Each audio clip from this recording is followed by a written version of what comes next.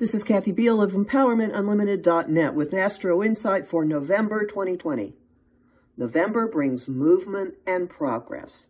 We may still be in the tunnel, but the end of it is in sight. 4 major astrological influences are creating the momentum forward. They're coming in different areas and from differing directions, yet with a common impact of wrapping up and moving on. 3 directly tie into the deconstructing of our previous way of being, which has been rolling out all year. The month begins and ends with gear shifts involving information and technology. Between these bookends, 2 related gear shifts fall smack in the middle that push the year's big dramas toward resolution.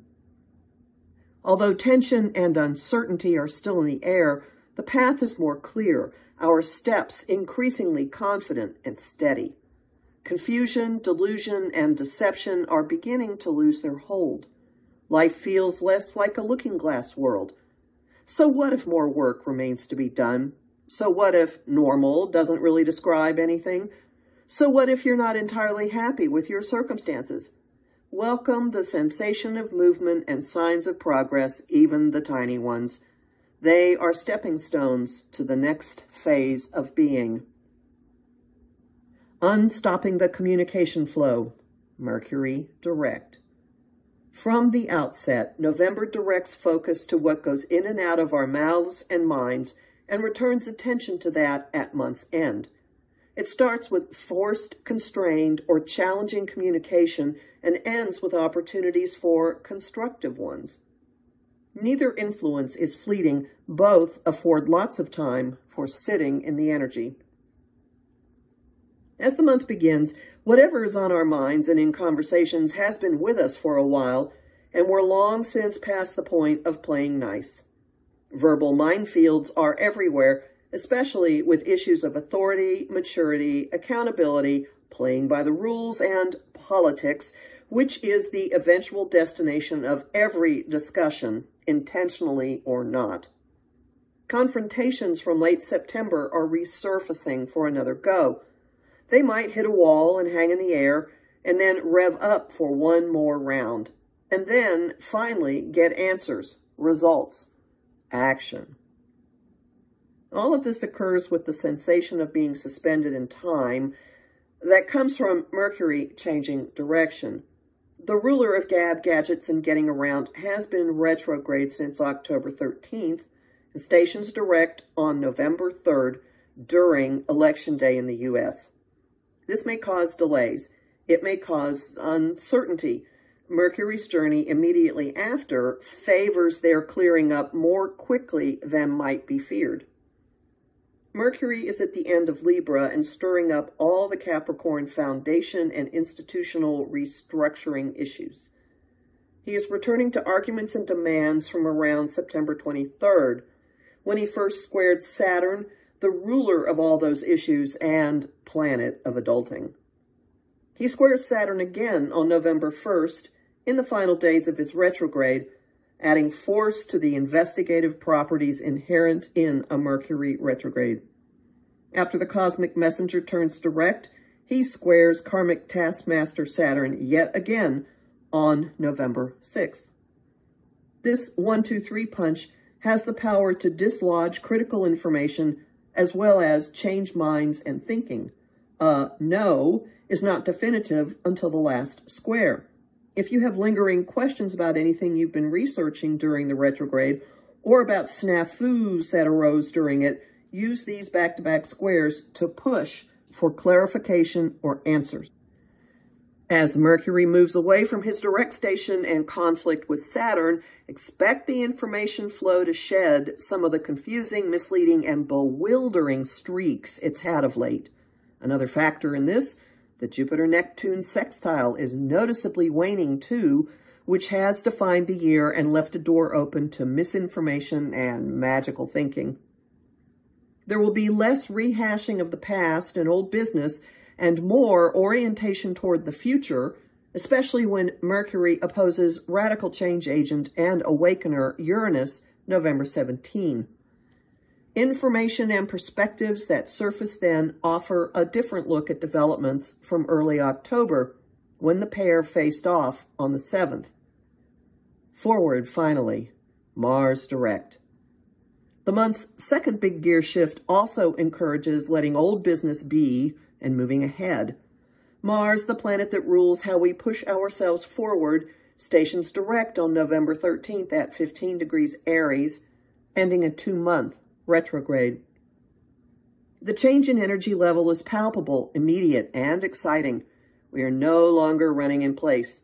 We are no longer immersed in do-overs, which have been doubly so during the 3 weeks that Mercury and Mars's retrogrades overlapped. We are no longer tripping over our feet or seething with frustration or resentment. Anger is still around, of course. It's just more direct and straightforward, as are all motives right now. His direct motion completes the second stage of a 3-part process that began in August. Mars's journey through his home sign of Aries has taken him across sensitive points and rallied everyone and everything to action. He's been triggering the degree of the Saturn-Pluto conjunction from January, like a timer going off and screaming for implementation. He has been setting off the outer planets in Capricorn in the same forceful way as Mercury in Libra, but from the other direction. He did this directly in August and then again while retrograde from late September into October. Each direct contact injected situations and us with rocket fuel and hit the restructuring process like a battering ram against a groaning, weakening castle door. Since September 9th, he's had us running back over territory we've already covered, venting anger and frustration, coping with machines breaking, dealing with situations that have faltered, reactivating stalled projects, and facing a David and Goliath situation or two. The retrospective aspect is now ending. Mars direct has impulses to take risks again, to push on, especially if a wall looms up ahead, and to jump back into the fray. If you have felt listless or overwhelmed, his direct motion promises energy and gumption. If you've been delaying or avoiding action, his direct motion promises to spur you on, probably without premeditation or hesitation. Adjustments are necessary in how your talk is lining up with your action when Mercury inconjuncts Mars November 22nd. Otherwise, he and we are building strength and steam until December when he makes his final squares to the Saturn-Pluto conjunction degree, and then to Pluto himself. One last big burst of deconstruction, Jupiter conjunct Pluto.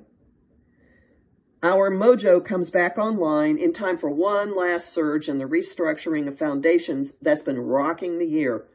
Technically, the surge culminates on November 12th, when Jupiter and his expansive touch meet Pluto, agent of unavoidable change, lord of death and rebirth, and ruler of secrets, big money, and all kinds of things we prefer to keep hidden. They have met twice before this year, in early April and late June. Their teamwork has had a far-reaching and dramatic impact. It has widened cracks in systems, institutions, and our psyches, and opened pathways for toxic behaviors, corruption, irrational emotions, and dirty secrets to surface. The conjunction has intensified systemic and institutional collapse, and also enhanced efforts to root out decay and restructure or rebuild. It has exposed silver linings and encouraged focus and simplifying. Developments now promise a level of completion to events from early April and late June.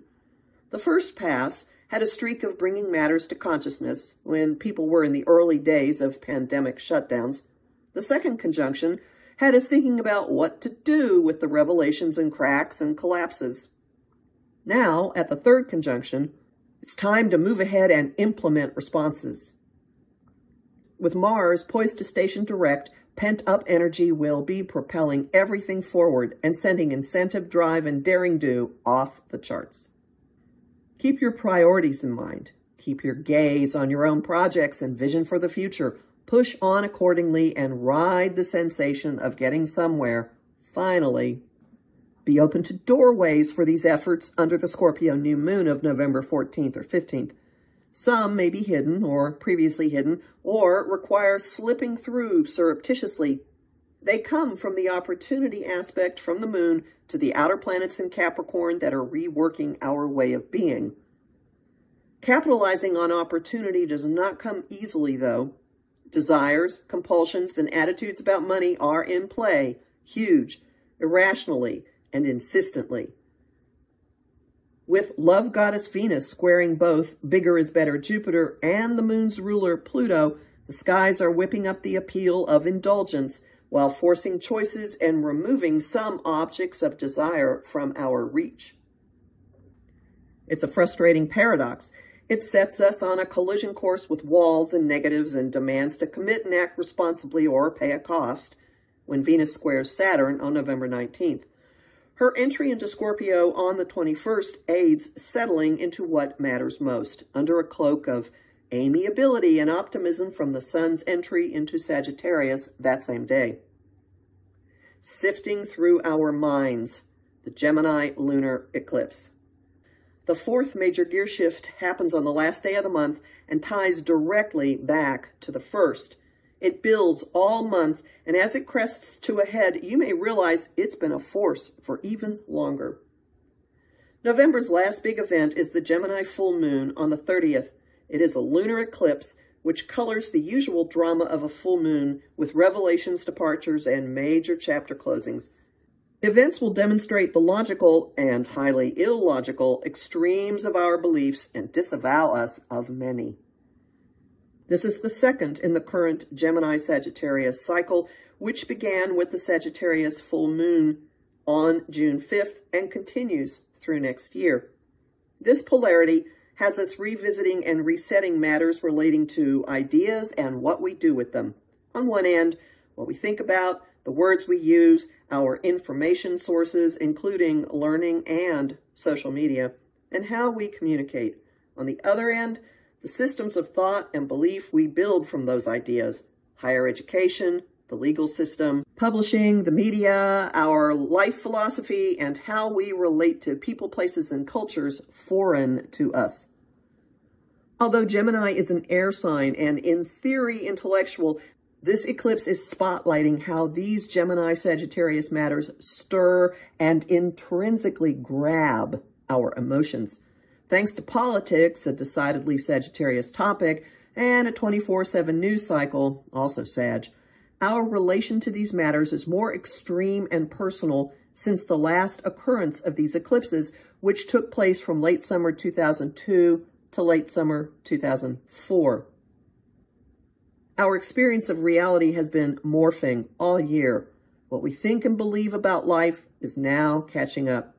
A lot of previous notions are going out the window.